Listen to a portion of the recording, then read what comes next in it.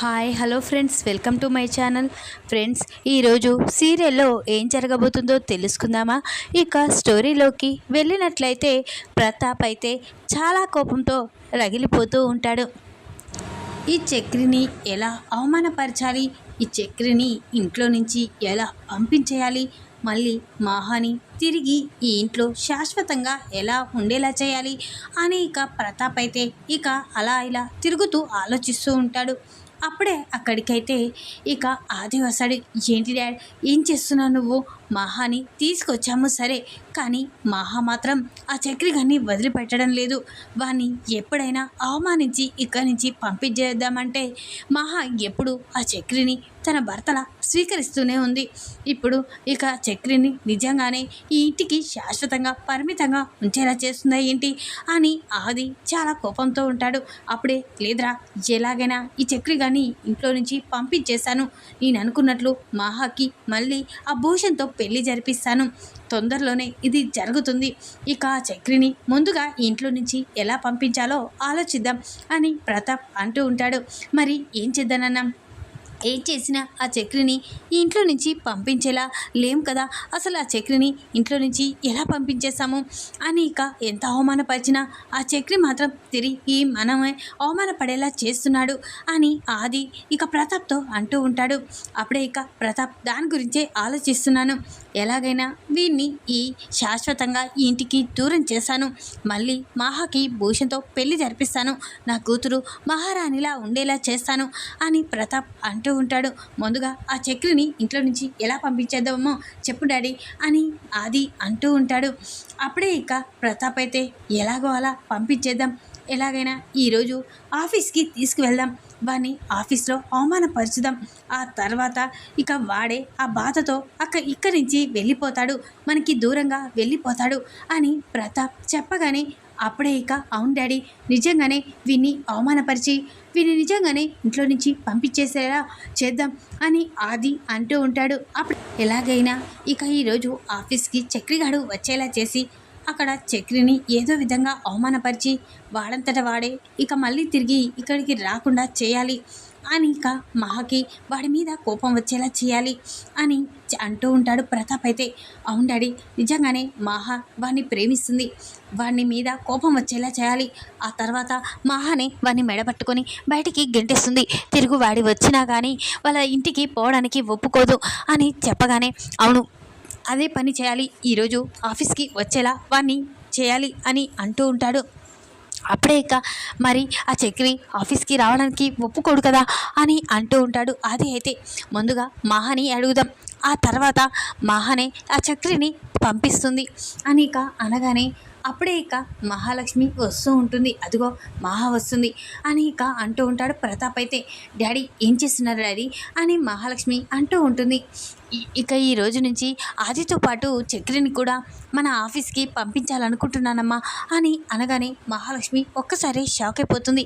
ఏంటి డాడీ, ఏం మాట్లాడుతున్నారు అని అనగానే అవునమ్మా, నా ఇంటి అల్లుడికి కూడా ఆఫీస్ గురించి తెలియాలి కదా, ఆఫీస్ ఇక తనకు కూడా సగభాగం కదా, అందుకనే ఈ రోజు నుంచి చక్రిని కూడా ఆఫీస్కి పంపించాలనుకుంటున్నాను అని అనగానే అప్పుడే ఇక మహాలక్ష్మి ఒక్కసారి షాక్ అయిపోతుంది. ఇదేంటి, చక్రికి ఏమీ రాదు కదా, చక్రి ఆఫీస్కి వెళ్తే ఎలా అని అనుకుంటూ ఉంటుంది. ఇప్పుడు చక్రి ఆఫీస్కి రాడంటే ఇక మళ్ళీ డాడీ ఏమనుకుంటాడో ఏమో అని ఇక అనుకుంటూ ఉంటుంది. అప్పుడే ఏంటమ్మా నువ్వు ఆలోచిస్తున్నావేంటి, చక్రిని ఆఫీస్కి తీసుకువెళ్ళడం నీకు ఇష్టం లేదా అని అంటూ ఉంటాడు ప్రతాప్. ఆది అయితే అప్పుడే ఇక మహాలక్ష్మి ఎందుకు చక్రిని ఆఫీస్కి పంపించడం నాకెందుకు ఇష్టం ఉండదు నాన్న అని అంటూ ఉంటుంది. మరి చక్రిని నువ్వే చెప్పమ్మా, చక్రి కూడా ఆదితో పాటు ఆఫీస్కి వెళ్తాడు అని అనగానే వెంటనే నేను చక్రి దగ్గరికి వెళ్ళొస్తాను అని మహాలక్ష్మి చక్రి గది దగ్గరికి వస్తుంది. అప్పుడే చక్రి మహాని చూసి ఏంటి మహాలక్ష్మి గారు అని అనగానే ఒక పెద్ద చిక్కు వచ్చి పడింది అని అనగానే ఏంటి ఆ చిక్కు, ఇక నీ గురించి నిజం చెప్పాలని అనుకుంటున్నాను, నీకు నాకు జరిగిన పెళ్ళి అబద్ధపు పెళ్ళి అని చెప్దామనుకుంటున్నాను. ఆ భూషణ్ గారితో పెళ్ళి తప్పించుకోవడం కోసం నీతో పెళ్ళి జరిగిపోయింది అనుకోకుండా అని చెప్పేద్దామని అనుకుంటున్నాను అని మహాలక్ష్మి అనగానే చక్రి ఒక్కసారి షాక్ అయిపోతాడు. ఏంటి మహాలక్ష్మి గారు, ఏం మాట్లాడుతున్నారు? నా గురించి నిజం చెప్తారా? అంటే నా గురించి నిజం చెప్తే మీరు నిజంగానే ఈ ఇంట్లో పరిమితంగా నిన్ను ఉంచేస్తారు. ఇక నువ్వు అనుకున్నది సాధించలేవు. నువ్వు భూషణ్ని పెళ్లి తప్పించుకోవడానికి నన్ను పెళ్లి చేసుకున్నాను అని అనుకుంటున్నావు.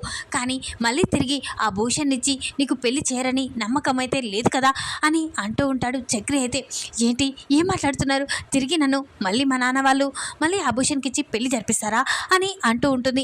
అవును, ఖచ్చితంగా జరిపిస్తారు. నాకు తెలిసి ఇదే జరుగుతుంది. నువ్వు నిజంగా మనకు జరిగిన పెళ్ళి అబద్ధపు పెళ్ళి అని మీ అన్నయ్యకి మీ నాన్నకి చెప్తే జరిగేది ఇదే అని చక్రి అనగానే మహాలక్ష్మి ఒక్కసారి షాక్ అయిపోతుంది. అంటే నేను నోరు జారి నీ గురించి నిజం చెప్తే నిజంగానే మా నాన్న మా అన్నయ్య మళ్ళా మూర్ఖత్వంతో ప్రవర్తిస్తారా? ఖచ్చితంగా భూషణ్కి ఇచ్చి పెళ్లి జరిపిస్తారా అని అంటూ ఉంటుంది.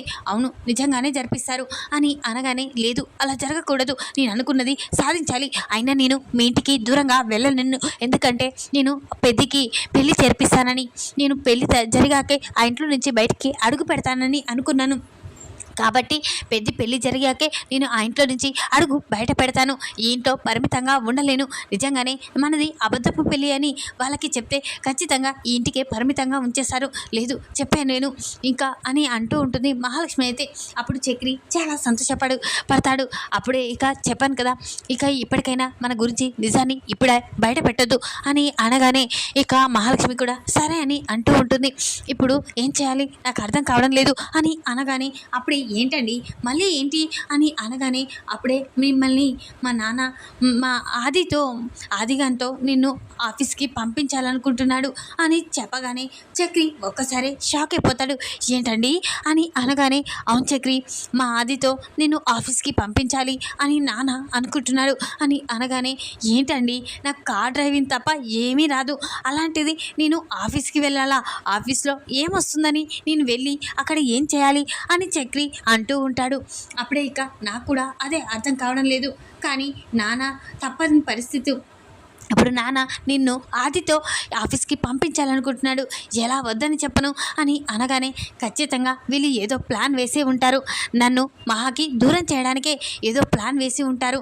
ఆఫీస్కి తీసుకువెళ్ళి నన్ను ఇళ్లలో ఒక దాంట్లో ఇరికిచ్చి మహాకి నన్ను దూరం చేయాలి అని అనుకుంటున్నారు.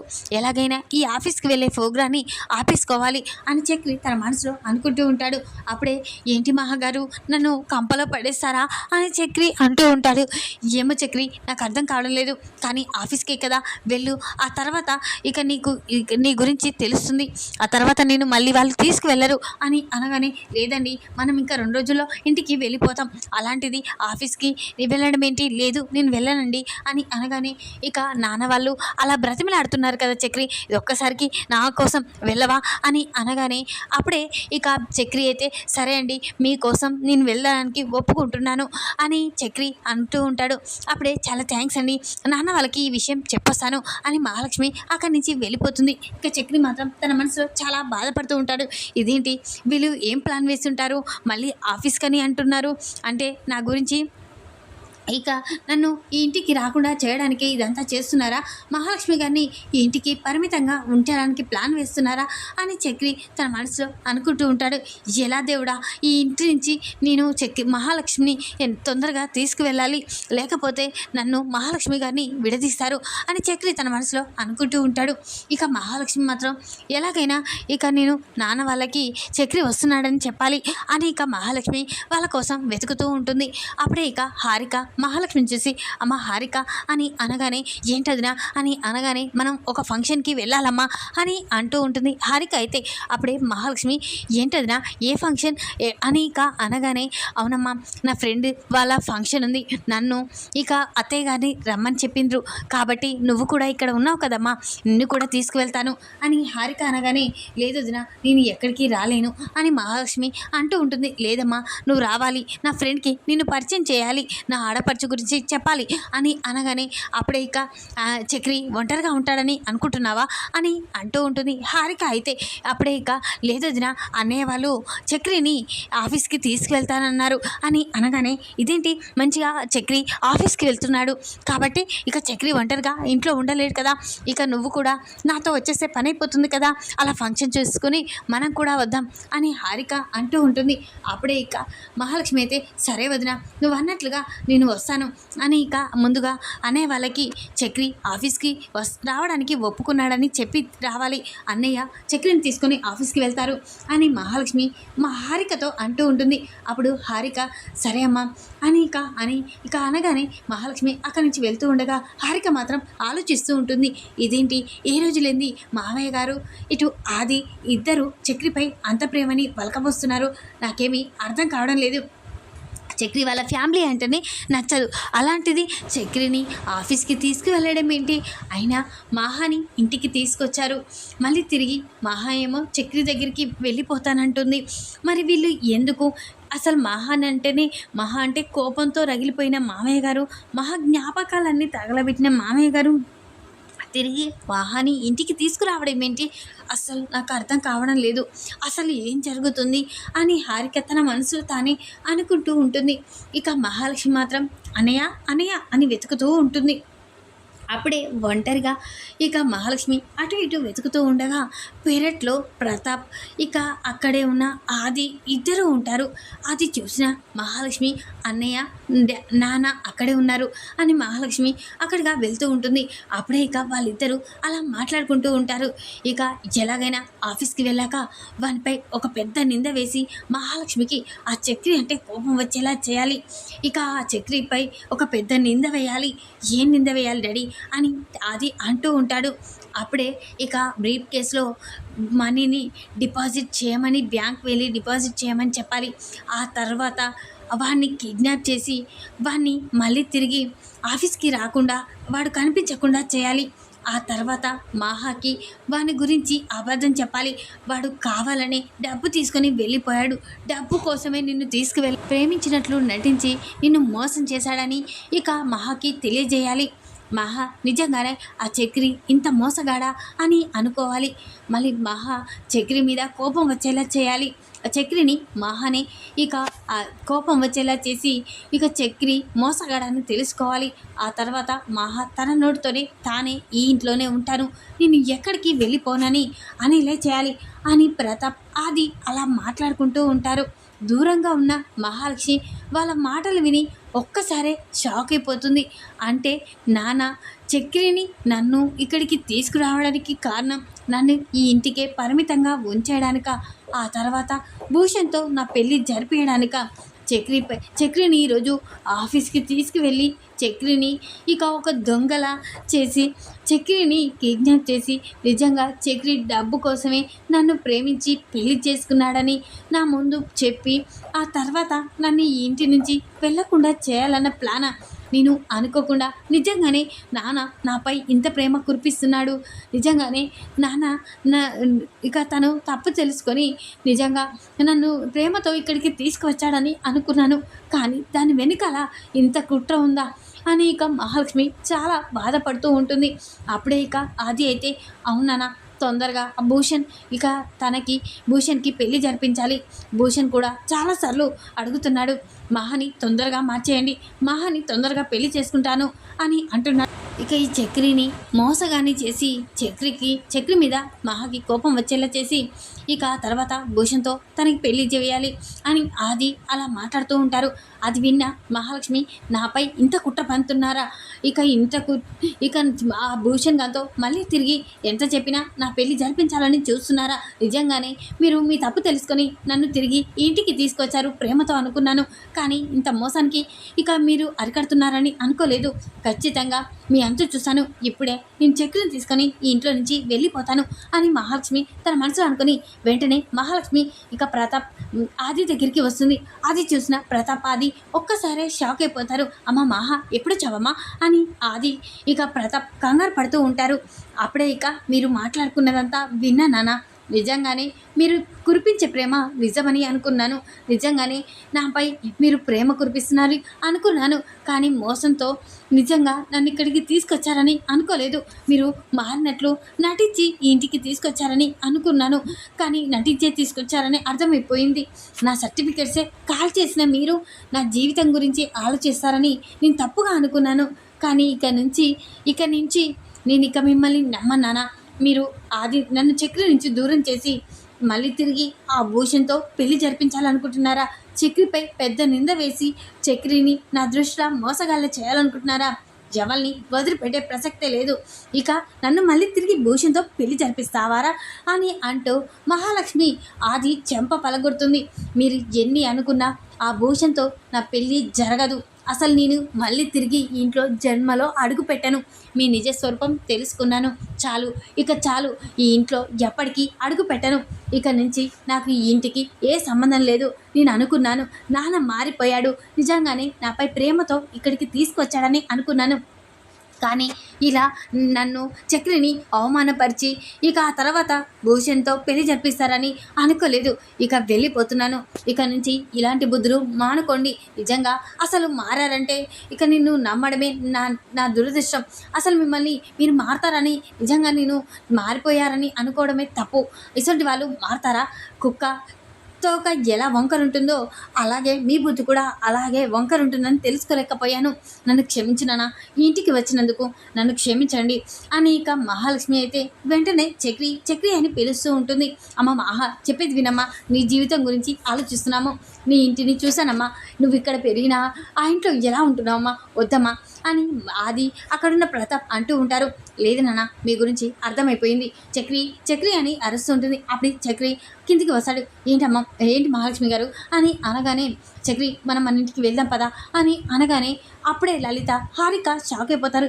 ఏంటి మహా, వెళ్ళిపోవడం ఏంటి అని హారిక అంటూ ఉంటుంది. తెలుసా వదిన, నాకు అంతా తెలిసిపోయింది. ఇక నన్ను మోసం చేసి ఈ ఇంటికి తీసుకురావడం, చక్రిని అవమానపరచడం, ఆ తర్వాత భూషణ్తో పెళ్లి జరిపించాలనుకోవడం అంతా తెలిసిపోయింది. ఇలాంటి గుణాల గురించి తెలిసిపోయింది. అందుకనే నేను చెప్తున్నాను, ఇక నేను ఈ ఇంట్లో జన్మలో అడుగు పెట్టాను. ఎవరు ఎలాంటి వారో తెలుసుకున్నాను. ఇక మారనని అర్థమైపోయింది. ఈ ఇంటికి నాకు ఇప్పటి నుంచి ఏ సంబంధం లేదు అని మహాలక్ష్మి చెప్పి ఇక చక్రి పద చక్రి మనం వెళ్ళిపోదాం అని అనగానే చక్రి చాలా సంతోషపడతాడు. వెంటనే ఇక మహాలక్ష్మి చక్రి చేపట్టుకొని తీసుకొని వెళ్తుంది. అప్పుడే ఇక ప్రతాప్ ఆది అయితే షాక్ అయిపోతారు. ఇక చూసావు కదండి, అది మనం వదిలి వెళ్ళిపోతుంది అని లలిత అంటూ ఉంటుంది. అప్పుడే ఇక ఎప్పటికీ అది మన ఇంట్లో అడుగు పెట్టదు. ఇప్పుడు కూడా అది మనం వదులుకొని పోతుంది. కాబట్టి ఇక జన్మలో నా కూతురు నాకు లేదు అని ఇక ప్రతాప్ కూడా అంటూ ఉంటారు. ఈ విధంగానైతే మహాలక్ష్మి ఇక ఆది ప్రతాప్ల నిజస్వరూపాన్ని అయితే తెలుసుకొని ఆ తర్వాత చక్రిని ఇంట్లో నుంచి తీసుకొని మళ్ళీ ఇక మాధవ ఇంటికైతే వెళ్తుంది. అలా వెళ్ళిన చక్రి మహాలక్ష్మిని చూసి మాధవ చాలా సంతోషపడతాడు. కన్నా అయితే, వదినమ్మ నువ్వు వచ్చావా? సంతోషంగా ఉంది వదినమ్మ.